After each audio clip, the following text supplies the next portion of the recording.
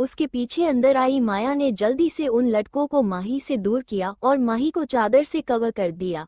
फिर बाहर मौजूद निखिल और शिवा को अंदर बुला लिया। निखिल और शिवा जब अंदर आए तो वहां के हालात देखकर उन्हें समझते देर नहीं लगी। उन्होंने सभी लड़की को अपने गाइस के हवाले कर दिया। वो चीखने और चिल्लाने लगे लेकिन गाइस के आगे उनकी एक ना चली। निखिल जल्दी से अनाया के पास आया जो अपने होश खो बैठी थी। उसने उसे हिलाया जिससे वो होश में आई। होश में आते ही उसकी नज़र बिस्तर पर बेजान पड़ी माही पर गई जो सिर्फ एक चादर में लिपटी हुई थी। माही दौड़कर उसके पास और उसे होश में लाते हुए बोली, माही दी आप ठीक हो ना? माही दी प्लीज होश में आओ ना, मुझे डर लग रहा है। आप तो मेरी बड़ी बहन है ना। आपने वादा किया था आप कभी मुझे छोड़कर नहीं जाओगे, तो आप वो वादा नहीं तोड़ सकते।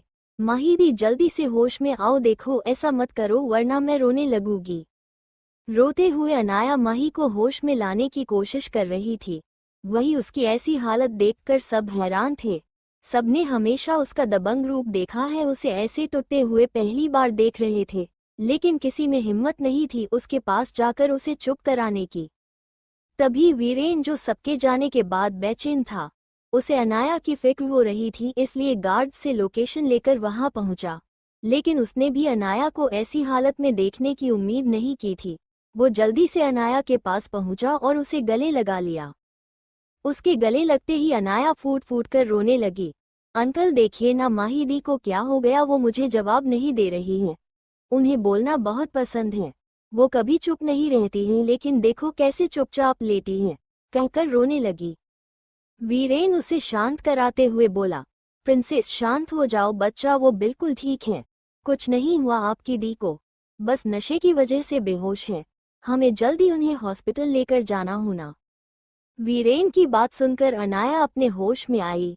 हाँ उन्हें हॉस्पिटल लेकर जाना है मुझे, शिवा भाई।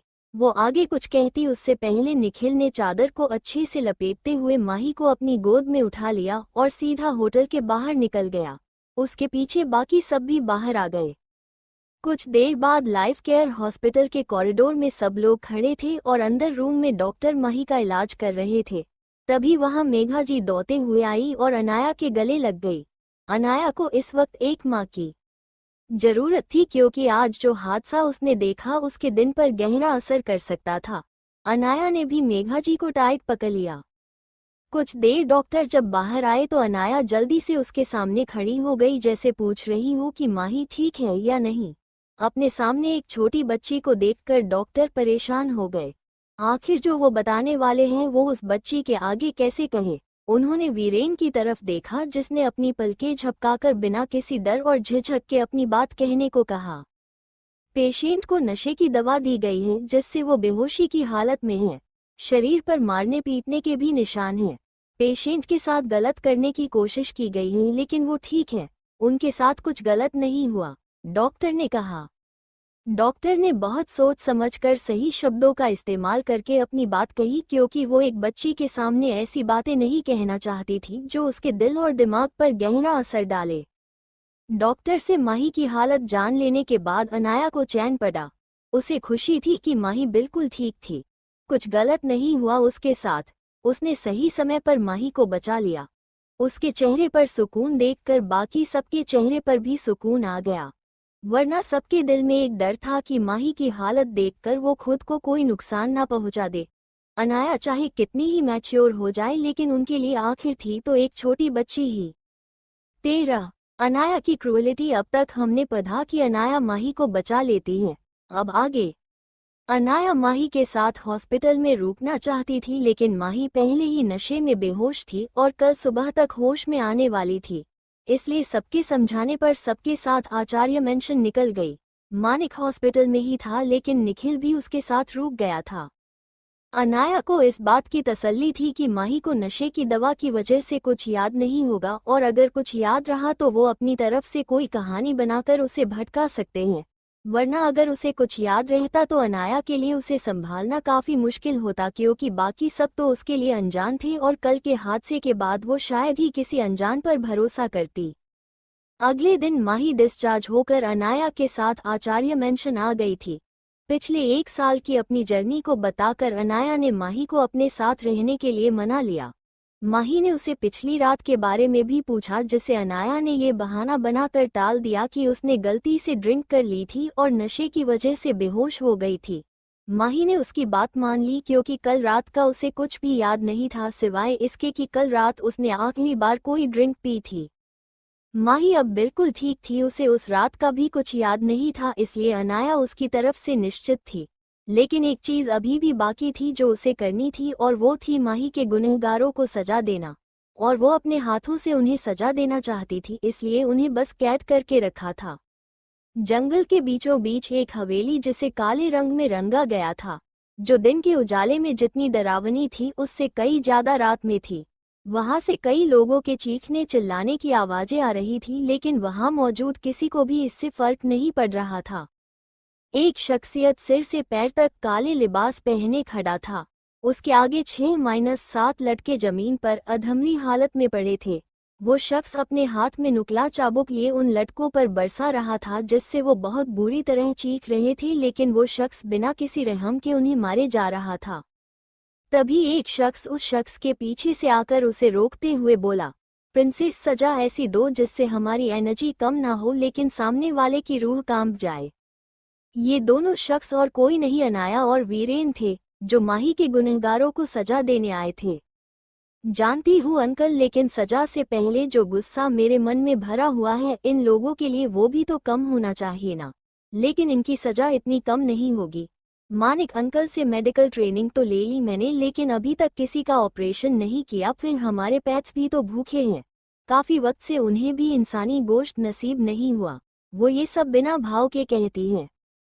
उसकी बातें सुनकर उन लड़कों के साथ वहां मौजूद बॉडीगार्ड्स की भी रूह कांप जाती है, लेकिन वीरेन को कोई फर्क नहीं पड़ता, वो बस मुस्कुरा देता है। अनाया एक एक करके उन लड़कों को बॉडीगार्ड्स की मदद से स्ट्रेचर पर लेटा कर पूरे होश में ही उनका ऑपरेशन करने लगती हैं। बाकी लड़के चीख रहे थे, चिल्ला रहे थे, लेकिन अनाया को कोई फर्क नहीं पड़ा। वो उन लड़कों के बॉडी पार्ट्स को बेरहमी से निकालकर उनके बचे हुए शरीर के टुकड़ों को भूखे शेर और मगरमच्छ के आगे फेंकवा देती है। कुछ देर बाद अनाया एक कमरे में जाती है जहां एक आदमी बंधा पड़ा था। ये कोई और नहीं बल्कि वो वेटर था जिसने कुछ पैसों के लालच में माही को नशा देकर उन लड़कों के कमरे में छोड़ा था। वो अनाया को देखकर डर से कांप रहा था, क्योंकि खून से लथपथ इस वक्त अनाया साक्षात मौत की देवी लग रही थी, जिसने बिना किसी रहम के उन लड़कों के होश में रहते हुए उनके शरीर के साथ चीर-फाड़ की थी। वो अनाया से खुद को छूने की भीख मांग रहा था, लेकिन अनाया उसकी बातों को नज़रअंदाज करके बिना किसी वार्निंग के उसे ऐसी दवा इंजेक्ट कर देती है जिसमें कुछ ही पलों में उसके शरीर का टेम्परेचर बनता जा रहा था। कुछ घंटे बाद उसका शरीर भट्टी की तरह तपते हुए फट जाता है और पूरे कमरे में उसके चीथड़े फैल जाते हैं। सब कुछ शांत होने के बाद अनाया ने वीरेन की तरफ नम आंखों से देखा। उसके आंख में आंसू देख वीरेन बोला, ये आंसू किस लिए प्रिंसेस, तुमने कुछ गलत तो नहीं किया? वो लोग यही डिजर्व करते थे। जानती हूँ अंकल, लेकिन आज पहली बार मैंने अपनी इंसानियत खोई है और बिल्कुल हैवान बन चुकी हूँ। इस समाज में ऐसे घटिया लोगों की कोई कमी नहीं है। जिस राह पर मैं आगे बढ़ चुकी हूँ नहीं जानती, और कितनी बार अपनी इंसानियत खोनी पड़ेगी मुझे, अनाया ने कहा। इस समाज में जीने के लिए और ऐसे लोगों को रोकने के लिए ही हम पैदा होते हैं। अगर कभी अपनी इंसानियत खो दे तो चिंता मत करना। भगवान को भी ऐसे हैवानों के लिए शैतान बनना पड़ता है, तो हम फिर भी इंसान हैं, वीरेन ने कहा, जिस पर अनाया ने अपनी पलकें झुका दी। जाके फ्रेश हो जाओ, हम ऐसे हाल में घर नहीं जा सकते, वीरेन ने कहा। तो अनाया भी उसकी बात मानते हुए एक रूम में फ्रेश होने चली गई। अनाया के जाते ही वीरेन के चेहरे पर अब तक जो सॉफ्ट एक्सप्रेशन थे वो कठोर हो गए। जिस दिशा में अनाया गई वहां देखते हुए खुद से कहा, ये सब तो शुरुआत है बच्चे, आगे चलकर और बुरे हालात तुम्हें देखने को मिलेंगे, बस कभी कमजोर मत पड़ना। कुछ देर बाद जब अनाया फ्रेश होकर आई तो वो दोनों विला की तरफ चले गए। कुछ दिन ऐसे ही बीत गए। माही की सबके साथ अच्छी बॉन्डिंग हो गई थी और उसके साथ अनाया भी खुश थी, लेकिन इन सब में एक चीज थी जो सबने नोटिस की, वो था निखिल का बिहेवियर। वो ज्यादातर वक्त आचार्य मेंशन में बिताया करता था। पहले उसका वहां आना जाना लगा रहता था, लेकिन अब तो परमानेंट वही शिफ्ट हो गया था और किसी ना किसी बहाने माही के करीब आने की और उससे बात करने की कोशिश करता था। माही को भी निखिल पसंद आने लगा था। दोनों अक्सर सबसे छुपकर साथ वक्त बिताया करते थे, लेकिन उनकी लुका छुपी किसी से भी नहीं छिपी। लेकिन किसी को भी उनके रिश्ते से ऐतराज नहीं था, इसलिए किसी ने भी उन्हें कुछ नहीं कहा। अनाया को भी दोनों के साथ होने से कोई प्रॉब्लम नहीं थी, क्योंकि निखिल कितना ही बड़बोला और अजीब हो लेकिन एक अच्छा इंसान था और माही के लिए परफेक्ट था। उनके बीच एज डिफरेंस भी था, लेकिन किसी को इससे प्रॉब्लम नहीं थी। एक दिन हिम्मत करके दोनों ने अपने रिश्ते की बात सबसे कह दी। सभी लोगों ने बिना किसी ना नुकुर के उनकी शादी करवा दी। दोनों साथ में खुश थे। कुछ वक्त के बाद माही ने एक बेटे को एडॉप्ट किया, क्योंकि वो कुछ मेडिकल प्रॉब्लम्स की वजह से प्रेगनेंसी कंसीव नहीं कर पा रही थी। उसके इस फैसले में निखिल भी उसके साथ था। जिस लड़के को उन्होंने एडॉप्ट किया वो अनाया से बस 3 साल छोटा था, इसलिए वो उसके साथ काफी घुल मिल गया। उसके लिए अनाया सिर्फ उसकी बड़ी बहन नहीं थी, बल्कि उसकी रोल मॉडल थी। वो बिल्कुल उसके जैसा ही बनना चाहता था। ऐसे ही वक्त पंख लगाकर उड़ गया और हमारी छोटी अनाया ने धीरे धीरे बिजनेस फील्ड और मेडिकल फील्ड के साथ साथ अंडरवर्ल्ड में भी अपने कदम जमा लिए थे। अब अंडरवर्ल्ड की दुनिया में वो क्वीन के नाम से फेमस हो चुकी थी, जो हर बुरे काम को रोकने और बुरा करने वाले लोगों को सजा देने के लिए मशहूर थी। साथ ही बिजनेस फील्ड में उसने अपनी एक एंटरटेनमेंट कंपनी खोली, जो कम वक्त में ही काफी फेमस हो चुकी थी। अपनी कंपनी के अंदर ही वो अनन्या नाम से एक आर्टिस्ट के रूप में काम करती थी। साथ ही वीरेन की कंपनी में भी वाइस प्रेसिडेंट की पोस्ट पर काम करती थी। वो मेडिकल फील्ड में famous heart and neuro surgeon एना के रूप में मशहूर थी, जिसका रिकॉर्ड था कि उसकी एक भी सर्जरी फेल नहीं हुई। बीते वक्त के साथ अनाया काफी मजबूत हो चुकी थी और ये अनाया काफी खतरनाक थी। वीरेन अपने पूरे परिवार के साथ मुंबई शिफ्ट हो चुका था और अब अनाया वीरेन और मेघा को मम्मी डैडी ही कहा करती थी, क्योंकि जिस वजह से वीरेन अनाया को अपने साथ लाया था वो वक्त भी जल्दी ही आने वाला था।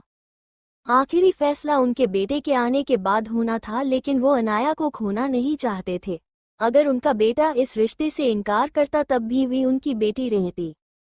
इसी बीच अनाया की बॉन्डिंग आर्यमन और विवान, माही और निखिल का बेटा, के साथ काफी अच्छी हो चुकी थी।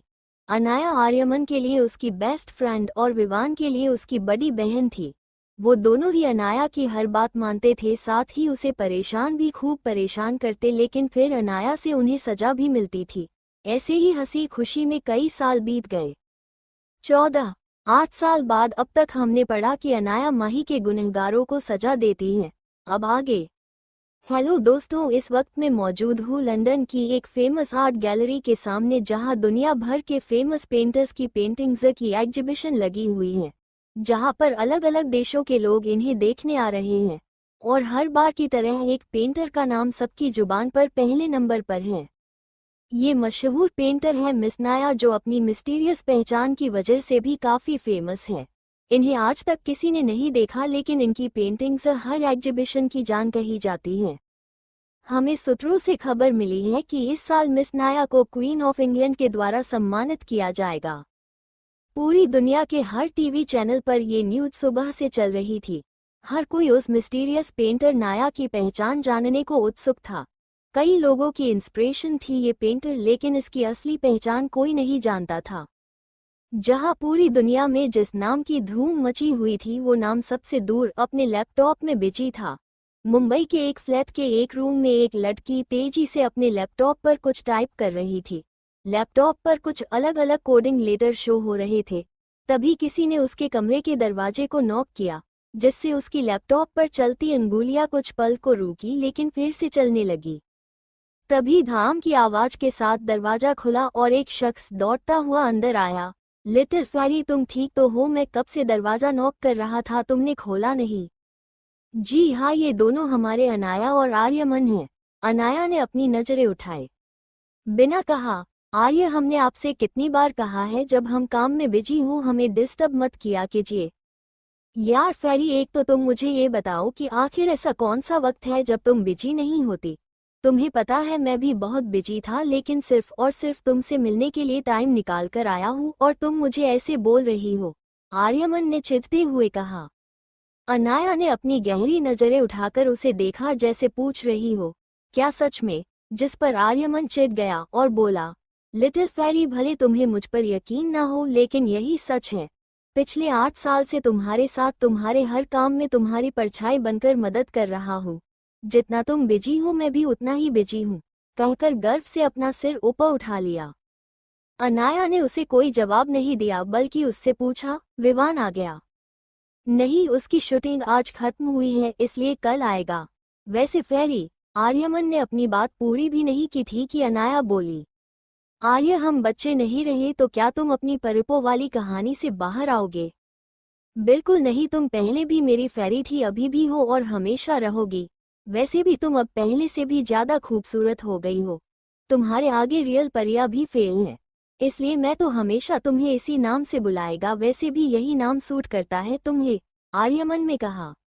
अनाया ने उसे घूरकर देखा तो वो तपाक से बोला, क्या मेरे आगे डेविल बनने की जरूरत नहीं है?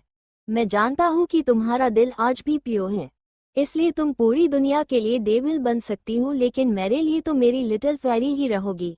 वैसे भी मैं तुम्हारी डेविल आंखों से डरने वाला नहीं हूँ, कहकर मुस्कुरा दिया। अनाया ने बेबसी से अपना सिर हिला दिया। साल बदल गए, वो बच्चे से बड़े हो गए, लेकिन इसका ये बड़बोला दोस्त आज भी अपने बचपने में है। लेकिन वो मन ही मन इस बात से खुश थी कि चाहे हालात अच्छे हों या बुरे, आर्यमन ने कभी अपना बचपना नहीं खोया और उसका ये दोस्त बचपना करते हुए ही अच्छा लगता है। वैसे एक बात बोलूं, तुमने विवान को कुछ ज्यादा ही सिर पर चढ़ा रखा है। मेरी बात तो सुनता ही नहीं है।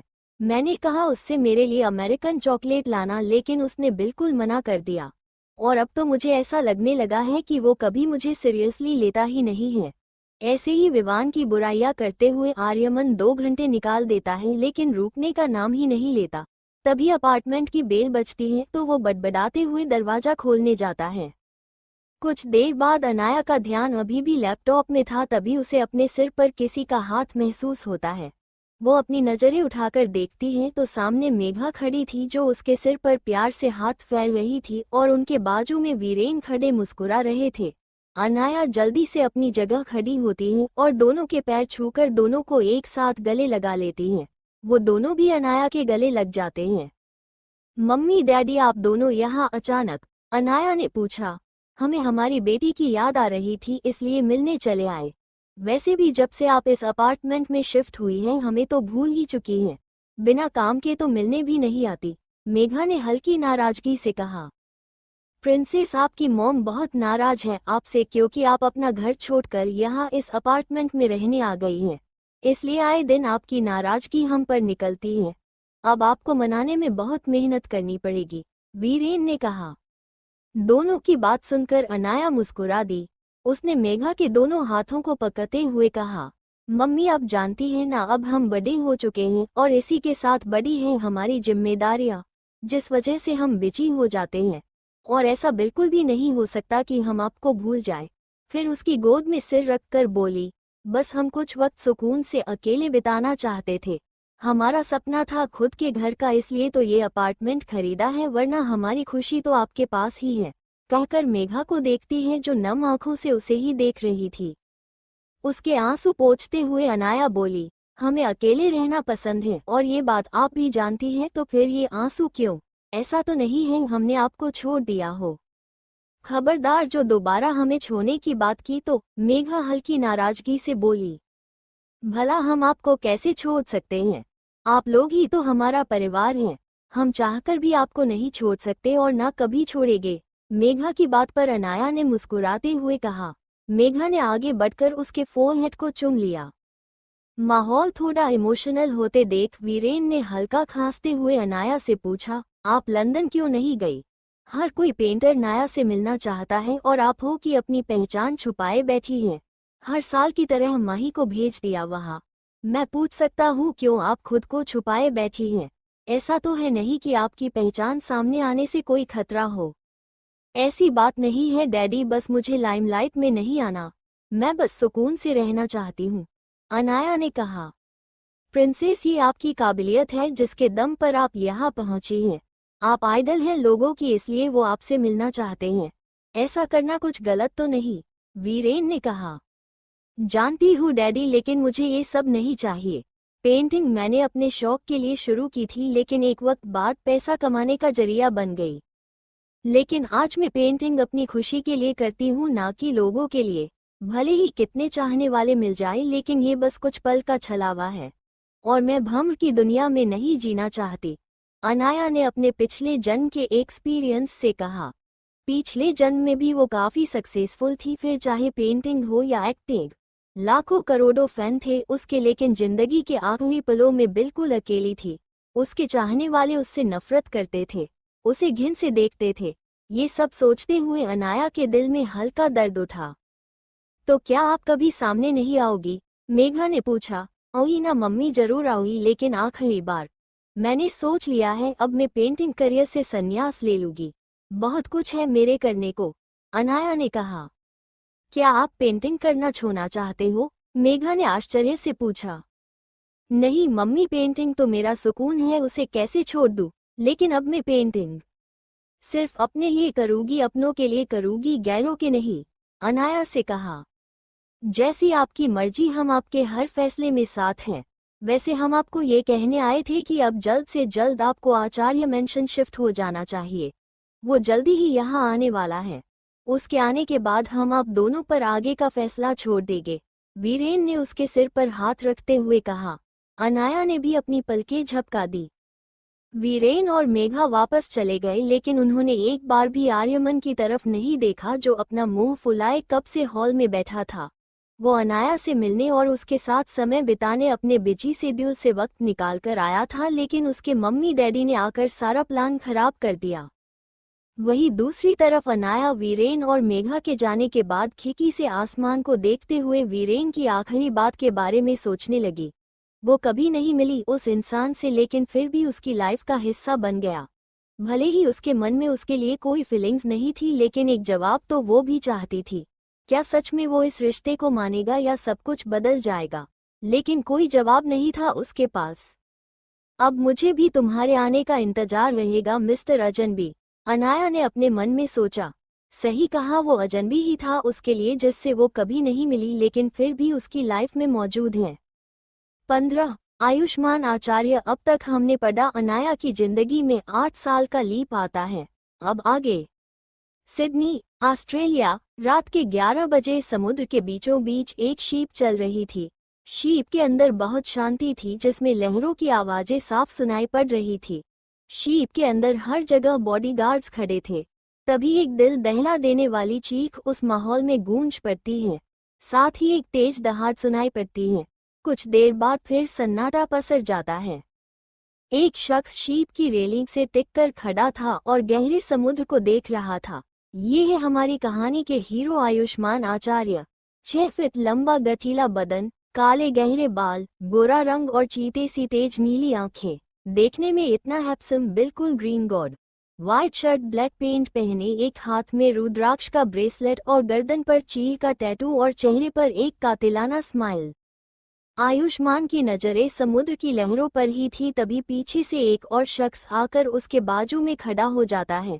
ये है निशांत, आयुष्मान का दोस्त और अंडरवर्ल्ड में उसका दायां हाथ। आयु, तुम यहाँ हो और मैं तुम्हें पूरे शीप पर ढूंढ रहा था, निशांत ने कहा। आयुष्मान ने उसकी तरफ देखकर अपनी आईब्रोज ऊपर कर दी, जैसे पूछ रहा हो कि मुझे क्यों ढूंढ रहे थे। तुम यहाँ आराम से समुद्र देख रहे हो और वहाँ तुम्हारे उस बिगैल पेट ने अपने एक और केयरटेकर को घायल कर दिया, निशांत ने कहा। उसकी बात सुनकर आयुष्मान ने अपने चेहरे पर एक स्माइल सजाते हुए कहा, तुम जानते हो ना, उसे मेरे अलावा किसी का भी अपने करीब आना पसंद नहीं है। तुमने उसे बिगा दिया है, तभी वो तुम्हारे अलावा किसी को अपने करीब नहीं आने देता। बेचारा केयरटेकर सिर्फ उसे खाना देने गया था और उसने उसे घायल कर दिया। वो तो शुक्र है मैंने उसका ट्रीटमेंट कर दिया, वरना बेचारा बेमौत मारा जाता। वैसे मुझे समझ नहीं आता कि आखिर तुम उसे अपने साथ शीप पर लाए ही क्यों। तुम बेकार में ही ज्यादा सोचते हो निशांत।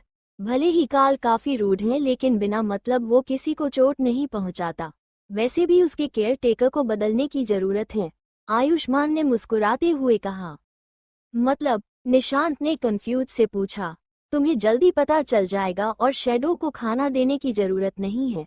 उसके लिए खाना खुद उसके सामने आने वाला है, कहकर मुस्कुरा दिया। निशांत अभी भी कंफ्यूज में था, तभी उसे कुछ अलग महसूस हुआ। उसने समुद्र की तरफ देखा तो एक और जहाज नजर आया। उस जहाज को देखकर उसके चेहरे का रंग उड़ गया, क्योंकि वो जहाज अंडरवर्ल्ड के सबसे खतरनाक डॉन का था, जो लड़कियों और ड्रग्स की स्मगलिंग करता था। वो उनका सबसे बड़ा दुश्मन था, जिसे वो कब से खोज रहे थे। निशांत ने आयुष्मान की तरफ देखा, जो मुस्कुराते हुए उस जहाज को देख रहा था। निशांत बोला, ये तो वही डॉन माइकल का जहाज है ना, जिसे हम इतने दिनों से ढूंढ रहे थे। बिल्कुल सही कहा तुमने, हमने सारी जमीन छान मारी लेकिन ये नहीं मिला, क्योंकि ये पानी में आकर छिप गया था, लेकिन मेरी नजरों से नहीं छिप पाया। आयुष्मान ने मुस्कुराते हुए कहा, आज इसका खेल खत्म कर देते हैं, साला बहुत परेशान किया है इसने, कहकर निशांत वापस अंदर चला गया। लेकिन आयुष्मान वही खड़े अपनी नीली आंखों से उस जहाज को देख रहा था। कुछ देर बाद आयुष्मान अपने चेहरे पर मुस्कान सजाए एक किंग साइज कुर्सी पर बैठा था। वही उसके सामने एक फॉरेनर शख्स जख्मी हालत में पड़ा था। उसके आसपास दर्जनों बॉडीगार्ड्स राइफल लेकर उसे घेरे खड़े थे। निशांत उस शख्स को गुस्से से घूर रहा था। कैसे हो माइकल, यहाँ आने में कोई परेशानी तो नहीं हुई? आयुष्मान ने मुस्कुराते हुए उससे पूछा। वो शख्स अपनी अधखुली आंखों से उसे ही देख रहा था। तुम जानते हो माइकल, तुमने हमें बहुत परेशान किया है। पहले हमारी वार्निंग के बावजूद तुमने अपने गलत काम जारी रखे, और जब तुम्हें सजा देने की बारी आई तो तुम भाग गए।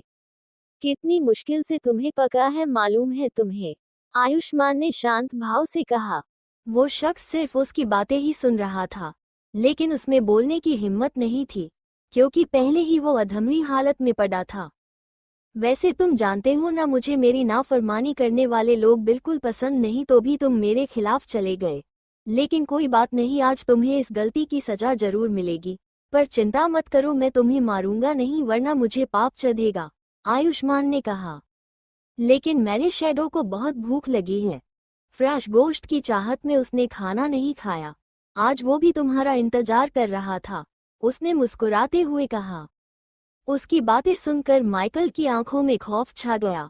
वो डर से कांपने लगा। वो बस भाग जाना चाहता था, वरना अगर शैडो के हाथ पड़ता तो वो उसके शरीर की चींटे करके खा जाता।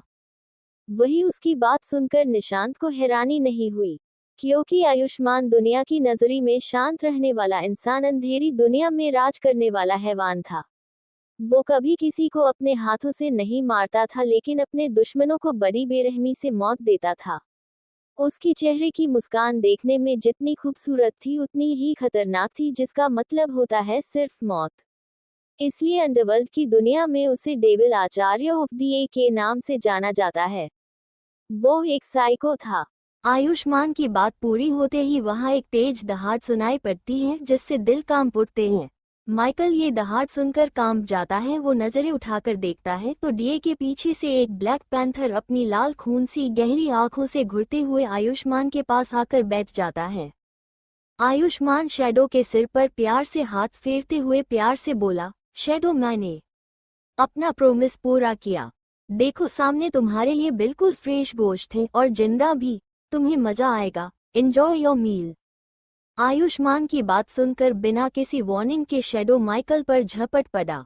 माइकल की दिल दहलाने वाली चीखें पूरे वातावरण में गूंज उठी, लेकिन वहां मौजूद किसी भी शख्स को इससे फर्क नहीं पड़ा। वो बिना भाव के मौजूद दृश्य को देख रहे थे, क्योंकि उनके लिए ये आम था। दूसरी तरफ आयुष्मान अपने चेहरे पर मुस्कान सजाए इस दृश्य को देख रहा था। माइकल की चीखों के साथ उसकी स्माइल गहराती जा रही थी, जैसे उसकी चीखें उसे सुकून पहुंचा रही हो। कुछ देर बाद सब शांत हो गया, बस वहां शैडो के चबाने की आवाजें गूंज रही थी। आयुष्मान ने शैडो का खाना खत्म होने के बाद सब साफ करने का ऑर्डर देकर अपने रूम में आराम करने चला गया। वही निशांत भी उसके पीछे चला गया। अगली सुबह एक किंग साइज बेड पर एक शख्स पेट के बल शर्टलेस लेटा था, जिससे उसकी जिस्म में बनाई बॉडी दिख रही थी। तभी उसके पास की टेबल पर पड़ा फोन बजने लगा। उसने नींद में ही अपने फोन को टटोला और कान के पास रख दिया। सामने से फोन पर कुछ कहा, जिससे उसकी आंखें झटके से खुल गई। फोन पर बात करके उसने फोन काटा और बेड से उठ गया। ये हमारे हीरो आयुष्मान ही थे। आयुष्मान बेड से उठकर बाथरूम में फ्रेश होने चला गया। 1 घंटे बाद वो रेडी होकर कमरे से बाहर निकला। उसने कैजुअल टी शर्ट और ट्राउजर पहनी थी और बाल थोड़े मेसी थे। इस रूप में वो काफी हॉट लग रहा था। वो जाकर सीधा डाइनिंग टेबल पर बैठ गया। उसके पीछे निशांत भी आ गया। उनके आते ही सर्वेंट ने ब्रेकफास्ट सर्व किया। दोनों ने शांति से अपना नाश्ता किया और स्टडी में चले गए। स्टडी रूम के अंदर, आयु, कुछ दिन पहले अंकल का फोन आया था, हमें घर बुला रहे हैं। निशांत ने सीरियस आवाज में आयुष्मान से कहा, जो अपने डॉक्यूमेंट्स पढ़ रहा था। उसने बिना डॉक्यूमेंट्स से नजरें हटाए कहा, 1 हफ्ते बाद चलेंगे, तब तक यहाँ का काम खत्म करना है। ओके, वैसे मैंने सुना है अंकल इस बार तुझे किंग की पोजीशन दे देंगे, निशांत ने कहा। आयुष्मान ने छोटा सा जवाब दिया, लेकिन बिना क्वीन के कभी कोई किंग नहीं बनता और यही नियम है, इसलिए तुझे शादी भी करनी पड़ेगी। लेकिन तू शादी करेगा किससे, क्योंकि तेरी तो कोई गर्लफ्रेंड ही नहीं है, निशांत ने पूछा। इस सवाल पर आयुष्मान की नजरें कुछ पल ठहर गई, फिर नॉर्मल होकर बोला, डैड ने लड़की पसंद की है। मतलब अंकल ने पहले से ही सब तैयारी कर रखी है, क्या बात है। वैसे सही भी है, वरना तू तो कभी गर्लफ्रेंड बनाने से रहा, फिर शादी क्या करता, निशांत ने कहा। आयुष्मान ने उसे घूरकर देखा, जिस पर निशांत ने छोटी सी स्माइल के साथ कहा, क्या मैंने कुछ गलत नहीं कहा? यही सच है, इसलिए मैं तुझसे डरने वाला नहीं हूँ।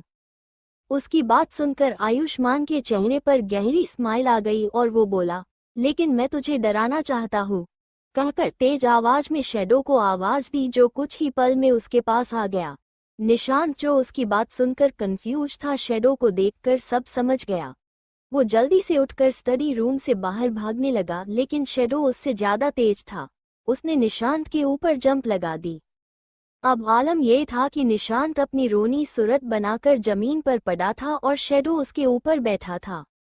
वो बार बार शैडो से विनती कर रहा था कि उसे छोड़ दे, लेकिन शैडो सिर्फ आयुष्मान की बात सुनता था, इसलिए वो वैसे ही बैठा रहा। निशांत जानता था कि शैडो उसे कोई नुकसान नहीं पहुंचाएगा, लेकिन फिर भी उससे डरता था, क्योंकि शैडो बहुत ही खतरनाक और खूंखार पैंथर था। उसके नाखून और दांतों का एक बार इंसान का मांस फाने की ताकत रखता है। अगर गलती से भी उसका नाखून चुभ गया और उसके शरीर पर एक गहरा घाव हो जाएगा, इसलिए बस उसे छूने की विनती ही कर सकता था। वहीं दूसरी तरफ आयुष्मान गहरी मुस्कुराहट के साथ इस नज़ारे को देख रहा था। थोड़ी देर बाद आयुष्मान ने शैडो को वापस भेज दिया, जिससे निशांत की जान में जान आई। वो जल्दी से खड़ा हुआ और टेबल पर रखे ग्लास को उठाकर एक झटके में सारा पानी पी गया। फिर जल्दी से वहां से भाग गया, क्योंकि उसका ये सनकी दोस्त कब क्या कर जाए पता नहीं। उसके जाते ही आयुष्मान ने अपनी आंखें बंद कर ली और उसके दिमाग में एक ही नाम घूमने लगा, अनाया। उसने झटके से अपनी आंखें खोली और सामने दीवार पर देखते हुए बोला, अब जल्द मुलाकात होगी मिस अनाया। कहते हुए उसके चेहरे पर गहरी स्माइल थी। Introduction. Female lead Anaya Mehra, उम्र 21 साल, कॉलेज के लास्ट ईयर में है। ये नेचर से शांत, सुलझी हुई और समझदार है। कोई भी फैसला बिना सोचे समझे नहीं लेती। देखने में बहुत खूबसूरत है, बिल्कुल किसी परी के जैसे। इसकी कई मिस्टीरियस पहचान है। मेल लीड आयुष्मान आचार्य, उम्र 24 साल, आचार्य एम्पायर का नया सीईओ। ये नेचर से जिद्दी, घमंडी और सनकी है। हर चीज में खुद को बेहतर समझता है। देखने में बहुत हैंडसम है, लेकिन सबसे सुंदर है इनकी नीली आंखें। शक से जितने शांत लेकिन उतने ही खतरनाक हैं। Female lead family Vishambhar Mehra, Anaya के दादाजी, उम्र 80 साल, थोड़े सख्त इंसान हैं, लेकिन ये सबसे ज्यादा प्यार अनाया से ही करते हैं। इनकी अपने परिवार से नाराजगी है, क्योंकि वो हमेशा अनाया को खुद से दूर रखते हैं। ये अनाया को हर मुसीबत से बचाते हैं। राजीव मेहरा, अनाया के पिता, उम्र 50 साल, ये स्वभाव से सख्त लेकिन अपने परिवार के लिए बिल्कुल नर्म दिल हैं। ये सबसे ज्यादा प्यार अपनी पत्नी पल्लवी से करते हैं और उनकी हर बात मानते हैं, चाहे वो सही हो या गलत। इन्हें अनाया बिल्कुल पसंद नहीं।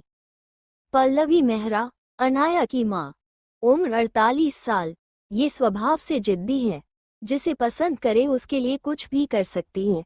ये सबसे ज्यादा प्यार अपनी छोटी बेटी शनाया से करती हैं। उसकी हर जिद में उसका साथ देती हैं, चाहे वो गलत हो या सही। इन्हें अनाया बिल्कुल पसंद नहीं। आदित्य मेहरा और अनंत मेहरा अनाया के बड़े भाई। उम्र 30 साल और 28 साल। स्वभाव से सख्त लेकिन अपनी बहनों से बहुत प्यार करते हैं, खासकर शनाया से। ये अनाया को नापसंद नहीं करते, बस थोड़ी नाराजगी है उससे। शनाया मेहरा अनाया की कुछ मिनट छोटी जुड़वा बहन। उम्र 21 साल। ये स्वभाव से जिद्दी और घमंडी है। इसे हर अच्छी चीज़ बस खुद के लिए चाहिए। ये अनाया से नफरत करती हैं क्योंकि वो हर चीज़ में उससे बेहतर है, चाहे खूबसूरती हो या काबिलियत। और ये हमारी अनाया की लाइफ की विलेन भी है। मेल लीड फैमिली माला आचार्य, आयुष्मान की दादी। उम्र 65 साल। स्वभाव से नम्र है, अपने परिवार का मजबूत स्तंभ। ये अपने परिवार से बहुत प्यार करती है, खासकर आयुष्मान से। अपने परिवार के हर सीक्रेट को जानती है। वीरेन आचार्य, आयुष्मान के पिता। उम्र 45 साल। स्वभाव से सख्त लेकिन परिवार को प्यार करने वाले शख्स। ये बिजनेसमैन होने के साथ माफिया किंग भी हैं। मेघा आचार्य, आयुष्मान की माँ। उम्र 42 साल। ये नम्र स्वभाव की है। ये अपने पति को उनके हर काम में सपोर्ट और मदद करती है, चाहे वो बिजनेस हो या अंडरवर्ल्ड। आर्यमन आचार्य, आयुष्मान का छोटा भाई। उम्र 21 साल। ये स्वभाव से चंचल और ड्रामेबाज हैं। अनाया का बेस्ट फ्रेंड। अनाया के बारे में सब जानते हैं और उसके लिए प्रोटेक्टिव भी हैं। ये अनाया की हर काबिलियत को जानते हुए भी उसे मासूम समझते हैं और उसे प्रोटेक्ट करना चाहते हैं। निखिल माथुर, वीरेन आचार्य का दोस्त और बिजनेस पार्टनर। उम्र 43 साल। ये अंडरवर्ल्ड में भी वीरेन का दाया हाथ है। स्वभाव से मस्तीखोर, इसे बोलना बहुत पसंद है। माही माथुर, निखिल की पत्नी। उम्र 35 साल। स्वभाव से चंचल। ये अनाया को अपनी छोटी बहन मानती हैं और उसके लिए प्रोटेक्टिव भी हैं। मानिक देशमुख, ये वीरेन के दोस्त और एक डॉक्टर हैं। उम्र 45 साल। ये भी अंडरवर्ल्ड का हिस्सा है। स्वभाव से समझदार हैं। जेनिफर देशमुख, मानिक की पत्नी। उम्र 42 साल। ये एक नम्र स्वभाव की महिला है। ये फॉरेनर है। निशांत देशमुख, आयुष्मान का दोस्त और मानिक जेनिफर का बेटा। उम्र 25 साल।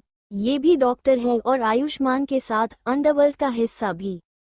विवान माथुर, निखिल माही का बेटा और अनाया का भाई। उम्र 18 साल।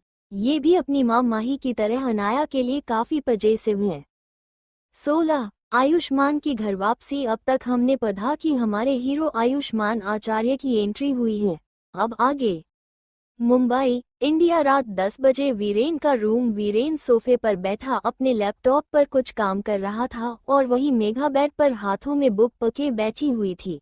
वीरेन की नज़र मेघा की तरफ गई जो किसी ख्याल में खोई हुई थी।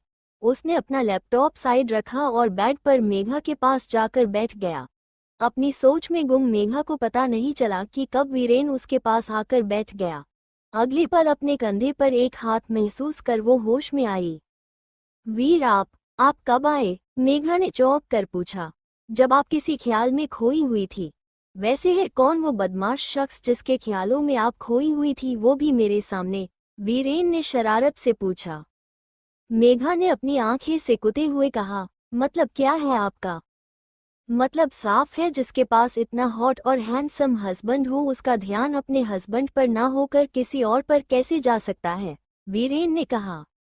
आपको किसने कहा कि आप हैंडसम और हॉट हैं? मेघा ने पूछा। इसमें कहने की क्या बात है? एक बार जरा मेरे पीछे देखो, आज भी लड़कियां लाइन लगाकर खड़ी हैं। वीरेन ने गर्व से कहा। अच्छा, जरा मैं भी तो जानूं कौन है वो लड़कियां जिन्हें जवान लड़कों को छोड़कर बुद्धू में इंटरेस्ट आने लगा है। मेघा ने चीखते हुए कहा।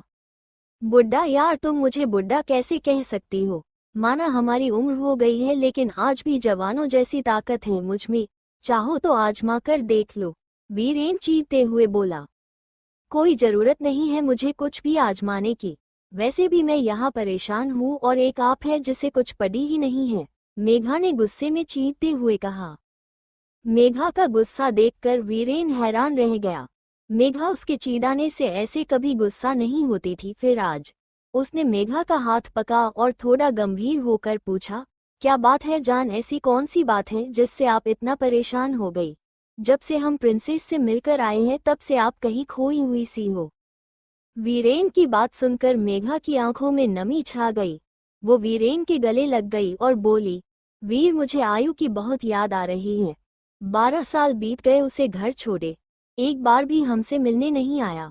बहुत मन करता है उसे देखने का। मेघा की बात सुनकर वीरेन ने उसे गले लगा लिया और कहा, चिंता मत कीजिए जान, वो जल्दी ही घर लौटेगा। लेकिन कब कितनी बार उसे बुलाने की कोशिश की उसे, लेकिन वो नहीं आया। मुझे डर लगने लगा है, क्या वो हमसे नाराज तो नहीं? मेघा ने कहा। इसमें नाराज होने वाली कौन सी बात है जान? वो हमेशा से जानता था कि उसकी किस्मत पहले ही तय थी। एक दिन उसे मेरी जगह लेनी होगी और किंग की गद्दी पर भी बैठना होना। इसलिए तो हमने उसे खुद से दूर किया है। उस पर बहुत बड़ी जिम्मेदारी है, वो हमारी वजह से कमजोर नहीं पड़ना सकता। और आपको भी ये बात समझनी होगी। आप क्वीन है इस सल्तनत की, वीरेन ने कहा। जानती हूँ, लेकिन मैं एक माँ भी हूँ। मेरा दिल तड़पता है अपने बच्चे से मिलने के लिए। इतने सालों से इसी उम्मीद में बैठी हूँ कि वो घर आ जाए। अब तो वो तैयार हो गया होगा अपनी जिम्मेदारियों को संभालने के लिए, इसलिए अब उसे जल्दी घर बुला लीजिए, मेघा ने कहा। डोंट वरी जान, मैंने फोन किया था उसे, वीरेन बोला। क्या कहा उसने? मेघा ने झट से अलग होकर पूछा। लौट रहा है वो जल्दी ही, वीरेन मुस्कुराते हुए बोला। सच्ची? मेघा ने मासूमियत से पूछा। बिल्कुल, वीरेन ने उसके सिर पर किस करते हुए कहा। इसलिए अब अपने आंसू रोक लो, हमारा बेटा हमारे पास लौट रहा है, वो भी हमेशा हमेशा के लिए। इस बात पर मेघा के चेहरे पर खुशी छा गई, वो वीरेन के गले लग गई। अगली सुबह अनाया जल्दी उठकर अपने रूटीन में लग गई। आर्यमन उसके साथ ही था। दोनों एक्सरसाइज के बाद ब्रेकफास्ट करके अपने काम पर चले गए। आर्यमन स्टार एंटरटेनमेंट चला गया, वही अनाया शूटिंग के लिए चली गई। दूसरी तरफ सिडनी में आयुष्मान के कहे अनुसार निशांत ने भी वहां के सारे काम निपटा लिए थे और दोनों इंडिया आने के तैयार थे। ऐसे ही एक हफ्ता बीत गया। एक हफ्ते बाद मुंबई एयरपोर्ट पर काफी टाइट सिक्योरिटी थी। एयरपोर्ट के बाहर मीडिया का जमावड़ा था। दरअसल मीडिया में ये न्यूज लीक हो चुकी थी कि आचार्य इंडस्ट्री के न्यू हेड आयुष्मान आचार्य इंडिया आने वाला है और वो जल्दी ही पूरी आचार्य इंडस्ट्रीज को टेक ओवर कर लेगा। लेकिन उसे आज तक किसी ने भी नहीं देखा था। उसे देखने और उसके फेस रिवील करने के लिए मीडिया सुबह से ही एयरपोर्ट पर बैठी थी। तभी एयरपोर्ट पर एक प्राइवेट जेट लैंड हुआ और उसमें से आयुष्मान और निशांत बाहर निकले। कुछ देर बाद दोनों एयरपोर्ट से निकलकर अपनी कार में जाकर बैठ गए। मीडिया उसके फोटो लेने के लिए उमड़ पड़ी, लेकिन चारों ओर से बॉडीगार्ड से घिरे होने की वजह से उनकी झलक भी किसी को दिखाई नहीं पड़ी। कुछ घंटे बाद कई सारी कारें आचार्य मैंशन के आगे आकर रुकी। उसमें से आयुष्मान और निशांत बाहर निकलकर मैंशन के अंदर चले गए।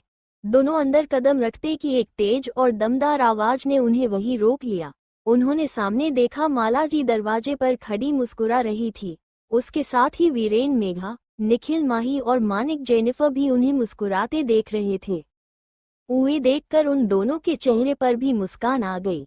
मेघा जी आगे आकर उनकी आरती उतारती हैं, फिर आयुष्मान को गले लगा लेती हैं। आयुष्मान भी अपनी माँ के गले लगकर खुश था। निशांत भी अपने पेरेंट्स मानिक और जेनिफर के गले लग गया। आयुष्मान अपनी दादी से मिलकर वीरेन के सामने अपने दोनों हाथों को पेंट की जेब में डाले खड़ा हो गया और एक छोटी स्माइल के साथ उसे देखने लगा। जच रहे हो? अपने सामने खड़े अपने बेटे को देखकर वीरेन ने गर्व से कहा। आई नो डैड, लेकिन आपका मैं कह नहीं सकता, आयुष्मान ने अपने डैड को चिढ़ाते हुए मजाकिया मुस्कान के साथ कहा। कोई बात नहीं, मुझे इससे फर्क भी नहीं पड़ता। वैसे भी तुम्हें टक्कर देने के लिए मैंने एक नायाब हीरा खोज लिया है जो हर चीज में तुमसे बेहतर है, वीरेन ने उसके मजाक को नजरअंदाज करते हुए कहा। मुझसे बेहतर? आयुष्मान ने मजाकिया मुस्कान के साथ कहा, फिर अपने घमंड से बोला, अपने ख्यालों की दुनिया से बाहर आइए डैड, आयुष्मान आचार्य से बेहतर कोई भी नहीं, खुद वीरेन आचार्य भी नहीं। डोंट वरी माय बॉय, तुम्हारा जल्द ही घमंड भी टूटेगा, उसे हीरे के आगे तुम भी झुकोगे और मुझे काफी खुशी होगी वो नजारा देखने में, क्योंकि वो हीरा तुम्हारा शौक नहीं बल्कि गुरूर का ताज बनेगा, वीरेन ने मुस्कुराते हुए कहा। क्या बात है, इतना कॉन्फिडेंस? चलो कोई नहीं, आप भी यहाँ हैं और मैं भी, देखते हैं मेरा घमंड टूटेगा या आपका विश्वास। मुझे भी मजा आएगा आपके विश्वास के साथ खेलने में, आयुष्मान ने मुस्कुराते हुए घमंड से कहा। उसकी बात सुनकर वीरेन ने कुछ नहीं कहा, बस मुस्कुरा दिया। सब लोग दोनों बाप बेटे को देख रहे थे, क्योंकि इनका रिश्ता हमेशा से ही अजीब था। दोनों जितना एक दूसरे से प्यार करते थे उतना ही एक दूसरे के खिलाफ रहते थे। आयुष्मान वीरेन की बहुत इज्जत करता था, लेकिन वो हर चीज में उससे बेहतर भी बनना चाहता था। इसलिए दोनों बाप बेटे के बीच एक बारीक रेखा खींची हुई थी। कुछ देर सबसे मिलने और बात करने के बाद आयुष्मान अपने कमरे में चला गया। बाकी सब भी अपने कमरे में चले गए, क्योंकि सब वही रहने वाले थे। रात के वक्त सब लोग डिनर करके वही हॉल में बैठे थे। निशांत सबके साथ मुस्कुराते हुए बात कर रहा था। वही सबके बीच बैठा आयुष्मान अपने फोन में बिजी था, क्योंकि उसे इन सब में इंटरेस्ट ही नहीं था। वो अपने फोन में कुछ करते हुए मुस्कुरा रहा था कि उसके कानों में माला जी की आवाज सुनाई पड़ी, जिसने खुद ब खुद उसका ध्यान अपनी ओर खींच लिया। मेघा बहू, ये हमारी अनु कहाँ रह गई? क्या तुमने उसे घर आने को नहीं कहा था? पूरा दिन निकल गया और वो नहीं आई, ना ही आर्यमन और विवान आए। ऐसा कुछ नहीं है माँ, उसको कुछ जरूरी काम है, वो करके जल्दी घर आएगी, मेघा जी ने मुस्कुराते हुए कहा। और रही आपके लाडले पोतों की बात, वो अपनी दी और बेस्टी के बिना आने से रहे, इसलिए आपको उनका इंतजार नहीं करना चाहिए मॉम, निखिल ने हंसते हुए कहा। हाँ तो मेरी नाया है ही बेस्ट, अगर दोनों उसके साथ रहना चाहते हैं तो प्रॉब्लम क्या है? वैसे भी उसके साथ रहकर जिम्मेदार बनेंगे, वरना अकेले तो दोनों का दिमाग बस शैतानी में ही रहता है। निखिल की बात पर माही तुनक कर बोली। उसकी बात पर सब लोग हंस पड़े, क्योंकि वो आज भी अनाया के लिए बहुत प्रोटेक्टिव थी। कोई उसे कुछ कह दे तो उससे झगड़ पड़ती थी। उसके लिए अनाया बहुत खास थी। ऐसे ही सब हंसी मजाक करने लगे, लेकिन वीरेन की नजरें तो बस अपने बेटे पर ही थी, जो बिजी होने का बहाना बना रहा था। वीरेन जानता था कि आयुष्मान अनाया से मिलने को काफी बेचैन था, और बेचैन होगा भी क्यों नहीं, आखिर उसने ही तो उस तक अनाया की खबर पहुंचाई थी ताकि वो उसे अपना फैसला सुना सके। लेकिन कभी उसे अनाया को देखने का मौका नहीं मिला। आयुष्मान ने अनाया की हर खबर खोजने की कोशिश की, लेकिन वीरेन ने अपनी पावर से अनाया को उसकी पहुंच से हमेशा दूर रखा। वो जानता था उसका बेटा बहुत जिद्दी है, जब तक अपने लक्ष्य को हासिल नहीं कर लेता घर नहीं लौटेगा, और तब तक वो अनाया को भी उससे मिलने नहीं दे सकता था। ये सब अनाया की सेफ्टी के साथ साथ अपने बेटे की जिंदगी में उसकी अहमियत बनाए रखने के लिए भी था। वरना एक बार आयुष्मान अनाया से मिल लेता या देख लेता तो पक्का वो उसे भी इग्नोर कर देता। शायद ये तड़प और बेचैनी जो उसके दिल में है वो नहीं होती। शायद उसका बेटा अंधेरे की चादर ओढ़े हमेशा अकेला रहता। उसे ना सिर्फ अनाया बल्कि अपने इस सनकी बेटे की जिंदगी को भी संवारना था। दोनों को एक दूसरे के पास लाना था, क्योंकि दोनों का ब्राइट फ्यूचर साथ होने में है, अकेले होने में नहीं। 17 अधूरी मुलाकात। अब तक हमने पढ़ा कि आयुष्मान इंडिया लौट आता है। अब आगे। घोस्ट क्लब ये एक ऐसी जगह है जहां दुनिया की नजरों से दूर हर तरह के इलीगल काम किए जाते हैं, उनकी प्लानिंग की जाती है। ये जगह बाहर से जितनी सुनसान दिखती है, अंदर से उतनी ही चकाचौंध वाली जगह है। आयुष्मान निशांत के साथ इसी क्लब में आया था। वो जल्द ही किंग की पोजीशन संभालने वाला था, इसलिए अब हर जगह अपनी नजरें फैलानी शुरू कर दी थी। आज यहाँ लड़कियों और ड्रग्स की तस्करी की बहुत बड़ी डील होने वाली थी दुबई के महमूद शेख के साथ, लेकिन जो ये डील करने वाला था उसकी पहचान छिपी हुई थी। इसी छिपे दुश्मन को बाहर लाने के लिए दोनों यहाँ आए थे। एक प्राइवेट रूम में बैठकर दोनों चारों ओर अपनी नजरें फैलाए वाइन पी रहे थे। तभी उनकी नजर महमूद शेख पर पड़ी, जो वही कोने के सोफे पर बैठा था। उसके आसपास कई लड़कियां शॉर्ट ड्रेस में बैठी थी और वो उन्हें टच करते हुए यहाँ वहाँ छे रहा था। वो लड़कियां भी ये सब एंजॉय कर रही थी। ये सब देखकर आयुष्मान की आंखें गहरी हो गई और चेहरे पर एक मुस्कान छा गई, जिसका मतलब ये इस शेख का आखिरी जश्न है। आयुष्मान की नजरें उसी पर थी। तभी क्लब में तेज म्यूजिक के साथ कुछ डांसर्स स्टेज के बीचों बीच आ गई और म्यूजिक के साथ डांस करने लगी। आयुष्मान को कुछ अजीब महसूस हुआ और उसका ध्यान खुद ब खुद उनकी तरफ चला गया।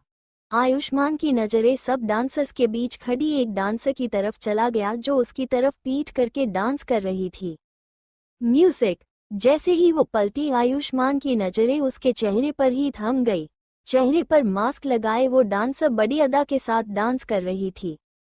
चढ़ा जो मुझ पे सुरूर है, असर तेरा ये जरूर है, तेरी नजर का कसूर है, दिलबा आ पास आ तू क्यों दूर है, ये इश्क का जो फितूर है, नशे में दिल तेरे चूर है, दिलबा। आयुष्मान बिना पलके झपकाए उस डांसर को देख रहा था जो अपने हर स्टेप के साथ क्लब में मौजूद लोगों के आसपास जाकर डांस कर रही थी। अब तो होश ना खबर है, ये कैसा असर है, होश ना खबर है, ये कैसा असर है, तुमसे मिलने के बाद दिलबा, तुमसे मिलने के बाद दिलबा दिलबा। करती कत्ल ना ऐसे चल, पहेली का इस निकालो कोई हल, हुस्न का पिटारा, खिलता कमल, कर लूंगा सबर क्योंकि मीठा है पल। उसके डांस के हर स्टेप के साथ आयुष्मान का दिल जोरों से धक रहा था, जैसे ये गाना उसी के लिए बज रहा था।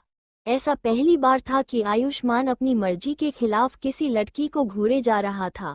एक पल को भी उसकी नजरें उस पर से नहीं हटी। तू मेरा ख्वाब है, तू मेरे दिल का करार, देख ले जाने मन, देख ले बस एक बार, चैन खो गया है, कुछ तो हो गया है, चैन खो गया है, कुछ तो हो गया है, तुमसे मिलने के बाद दिलबा, तुमसे मिलने के बाद दिलबा दिलबा। लेडीज क्लब में मौजूद हर शख्स झूमे जा रहा था। वो डांसर भी सबके पास से होते हुए महमूद शेख के आसपास घूमने लगी, जो अपनी हवस भरी नजरों से उसे ही घूरे जा रहा था। अब तो होश ना खबर है, ये कैसा असर है, होश ना खबर है, ये कैसा असर है, तुमसे मिलने के बाद दिलबा, तुमसे मिलने के बाद दिलबा दिलबा। डांस खत्म होते ही सब डांसर्स वापस चली जाती हैं। कुछ देर बाद एक शख्स चेहरे पर ब्लैक मास्क लगाए महमूद शेख के पास आता है। दोनों कुछ बात कह रहे थे ही क्लब की लाइट अचानक चली जाती है, लेकिन कुछ ही मिनट में वापस आ जाती है। लेकिन शेख और मास्क वाला आदमी दोनों ही अपनी जगह पर मौजूद नहीं थे। अपने प्राइवेट रूम में बैठा आयुष्मान अपनी नीली आंखों से सब देख रहा था। भले ही उसकी नजरें डांसर पर थी, लेकिन शेख की तरफ उसका ध्यान एक पल को भी नहीं हटा। शेख और उस मास्क वाले शख्स के अचानक गायब होने से उसके चेहरे पर एक गहरी मुस्कान आ गई। उसने झट से अपना ग्लास खत्म किया और क्लब के बाहर चला गया। निशांत भी उसके पीछे चला गया। उसके जाने के कुछ मिनट बाद ही वहां पुलिस की रेड पड़ गई। आयुष्मान घोस्ट क्लब से सीधा आचार्य मेंशन आ गया था। बाथरूम में शावर का पानी आयुष्मान के सिर से होते हुए पूरी बॉडी को भिगो रहा था। शावर के नीचे अपनी आंखें बंद करके आयुष्मान सोच में गुम था, और उसकी सोच थी वो मैन डांसर। वो अपनी आंखें बंद करता तो उसी डांसर का मास्क वाला चेहरा सामने आ जाता। फ्लैशबैक आयुष्मान की नजरें क्लब में हर जगह थी। वो जिसके लिए वहां गया था, उनके गायब होने के बाद वो भी क्लब से निकल गया था। आज वो खुद के ख्यालों से परेशान था कि कैसे वो एक डांसर को देखकर बहक गया था। वो उसके करीब जाना चाहता था। उसका डांस और गाने के लिरिक्स दोनों ही उसे अपनी ओर खींच रहे थे। लोगों की गंदी नजरें उस पर महसूस कर उसका खून खौल उठा था। उसकी आंखों में खून उतर आया था। शायद पहली बार किसी लड़की को देखकर खुद से बगावत करने की इच्छा उसके दिल में उतर रही थी। वो अपनी सोच में गुम था, तभी कोई पीछे से दौड़ता हुआ आया और उससे टकराकर तेज कदमों से बाहर चला गया। उसने उस शख्स को देखा जो काले कपड़ों में उसके आगे दौड़ता हुआ एक कार में बैठ गया। उसके बैठते ही कार चल पड़ी। आयुष्मान ने उसकी एक झलक देखी। चेहरे पर मास्क था, लेकिन उसकी गहरी काली आंखें देखकर उसे समझते देर नहीं लगी कि ये वही डांसर थी। फ्लैशबैक एंड आयुष्मान ने झटके से अपनी आंखें खोली। अपने एक हाथ से शावर बंद करके दूसरे से सिर से गिरते पानी को पीछे किए।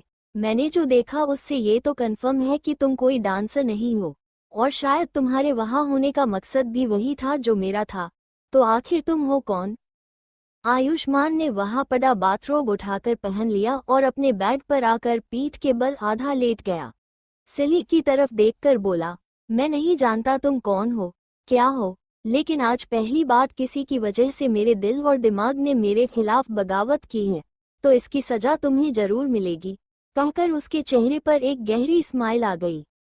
दूसरी तरफ अनाया के अपार्टमेंट में अनाया, आर्यमन और विवान मौजूद थे। अपना काम खत्म करके सभी यही आ गए। दीदू, हमने उन दोनों को हेल पहुंचा दिया है। माया दीदी और शिवा उनके साथ वहीं रुके हैं, विवान बोला। हम और उन लड़कियों और ड्रग्स का क्या हुआ? अनाया ने पूछा। सारी लड़कियां हमारे कब्जे में हैं और कल तक उन्हें उनके घर पहुंचा देंगे, और जो घर नहीं जाएगी उनके लिए एनजीओ में बात कर ली है। बाकी ड्रग्स के स्टॉक को आग लगाकर डिस्ट्रॉय कर दिया है, विवान बोला। हम ठीक है, मेंशन जाने से पहले ये सारे काम भी निपटाने हैं। अब तुम दोनों आराम करो, कहकर जैसे ही खड़ी हुई उसे किसी के खड़ती की आवाज सुनाई दी। अनाया और विवान ने उस तरफ देखा तो आर्यमन सोफे पर आड़ी तिरछी पोजीशन में लेटा सो रहा था। उसे देखकर दोनों ने गहरी सांस ली और अपना सिर हिलाते हुए अपने कमरे में चले गए, आर्यमन को सोफे पर सोता छोड़कर, क्योंकि सुबह से पहले तो जनाब उठने से रहे। अगली सुबह अनाया अपना रूटीन फॉलो करके रेडी हो रही थी, तभी उसका फोन बजा। उसने एक नज़र फोन को देखा तो वीरेन का कॉल शो हो रहा था। अनाया ने गहरी सांस लेकर फोन उठाया। हेलो डैडी, आपने इतनी सुबह कॉल किया, सब ठीक है ना? हम सब ठीक हैं। हम जानते हैं आप कल अपने मिशन की वजह से काफ़ी लेट हो गई थी, इसलिए हमने कॉल नहीं किया। वैसे हमें सारी खबर मिल चुकी है, लेकिन आपसे जानना चाहते हैं सब ठीक है ना, कोई परेशानी तो नहीं हुई? वीरेन ने पूछा। सब ठीक है डैडी, हमारा मिशन सक्सेसफुल रहा और टारगेट हेल में है। आज ये काम खत्म हो जाएगा, अनाया बोली। हम तो सारा काम खत्म करके आज आप मेंशन आ जाना, आपकी दादी आपको पूछ रही थी, और उन दोनों को भी लाना, वीरेन बोला। ओके डैडी, अनाया ने कहा। फिर कुछ देर बात करके उसने फ़ोन रख दिया और डाइनिंग टेबल पर आ गई। थोड़ी देर में विवान भी वहां आकर बैठ गया। दोनों अनाया अपना फ़ोन स्क्रॉल करते हुए आर्यमन का वेट कर रही थी, लेकिन जनाब गायब थे। थोड़ी देर बाद लोवर टी शर्ट पहने मेसी बालों में आर्यमन अपनी आंखें मसलते हुए वहां पहुंचा और आधी नींद में ही चेयर खींचकर उस पर बैठ गया, लेकिन अगले ही पल वो जमीन पर पड़ा दर्द से कराह रहा था। ये देखकर अनाया ने अपना सिर हिला दिया और फ़ोन रखकर ब्रेकफास्ट करने लगी। वही विवान की हंसी छूट गई। दरअसल हुआ यूं कि आर्यमन नींद में कुर्सी कुछ ज्यादा ही खींच दी, जिससे कुर्सी पीछे चली गई और आर्यमन जमीन पर गिर पड़ा। आर्यमन का ये हमेशा का था, वो नींद में ऐसे ही गिरता पड़ता रहता था। विवान को खुद पर हंसता देख आर्यमन चीख गया और बोला, वीवू तुम हंसना बंद करोगे? एक तो मैं गिर गया और मैरी उठने में मदद करके के बजाय तुम मुझ पर हंस रहे हो। सॉरी भाई, लेकिन आप तो रोज ही गिरते पड़ते रहते हो, मैं कब तक आपकी मदद करूं? वैसे भी हम सबने देर रात तक काम किया है, आप तो हमसे पहले सो भी गए थे, लेकिन हम तो बिल्कुल फ्रेश हैं और आप अभी भी नींद में। अगर आपको इतनी नींद आती है तो आप हमारे साथ आए ही करो। विवान आर्यमन को उठने में हेल्प करता हुआ बोला। यार माना मुझे नींद बहुत आती है, लेकिन मेरी नींद से ज़्यादा ज़रूरी लिटिल फेरी की सेफ्टी है। भला मैं उसे उस खतरनाक जगह अकेले कैसे जाने देता? अगर कोई उसकी मासूमियत का फ़ायदा उठा लेता तो? आर्यमन कुर्सी पर बैठ गया और सैंडविच चबाते हुए बोला। अनाया के लिए मासूमियत शब्द सुनकर विवान ने एक नज़र अनाया को देखा, जो बिना किसी भाव के अपना ब्रेकफास्ट कर रही थी। फिर वो आर्यमन की तरफ अजीब नज़रों से देखता हुआ अपने मन में बोला, दीदू और मासूम, जैसे जैसे हम सबकी एज बढ़ रही है, भाई का दिमाग खराब होते जा रहा है। मतलब अंडरवर्ल्ड की क्वीन को भी किसी के प्रोटेक्शन की जरूरत होती है। उसने अपना सिर झटका और ब्रेकफास्ट में ध्यान लगाया। सब शांति से अपना ब्रेकफास्ट कर रहे थे, तभी अनाया की आवाज गूंजी, आज शाम को हम आचार्य मेंशन जाएंगे, इसलिए दोपहर तक सारे काम खत्म कर दो, कहकर अपनी कुर्सी से खड़ी हुई और रूम में चली। 18 शैडो आचार्य मेंशन में अब तक हमने पढ़ा कि आयुष्मान और अनाया की मुलाकात अधूरी रह जाती है। अब आगे। अगली सुबह आचार्य मेंशन में सभी लोग ब्रेकफास्ट कर रहे थे, तभी एक गार्ड अंदर आकर कहता है, बॉस बाहर कोई आया है आयुष्मान सर से मिलने। सबकी नज़रें आयुष्मान पर जाती हैं, जो चुपचाप अपना ब्रेकफास्ट कर रहा था, जैसे उसने कुछ सुना ही नहीं। उसे लिविंग में वेट करने को कहो, वीरेन ने कहा। ये सुनकर गार्ड वापस चला गया। यहाँ ऐसा कोई नहीं जो तुम्हें जानता हो, तो इतनी सुबह तुमसे मिलने कौन आया है? वीरेन ने आयुष्मान से पूछा। आई डोंट नो डैड, वैसे मेरा एक दोस्त आने वाला था, शायद वही हो। वैसे मैं आपको इन्फॉर्म करना भूल गया, आज से वो हमारे साथ ही रहेगा। किसी को कोई प्रॉब्लम? कहकर आयुष्मान ने अपनी नज़रें उठाकर सबकी तरफ देखा। किसी को भी इस बात से प्रॉब्लम नहीं थी। तभी सबके कानों में चम्मच गिरने की आवाज सुनाई पड़ी। सबने आवाज की तरफ देखा तो निशांत सदमे में बैठा था। शायद उसका चम्मच हाथ से गिरा था। आयुष्मान की दोस्त वाली बात सुनकर निशांत शॉक्ड हो गया और उसके यहाँ रहने की बात से सदमे में ही चला गया। बेचारे को पता ही नहीं चला कि कब चम्मच से उसकी पकड़ छूट गई और वो नीचे गिर गया।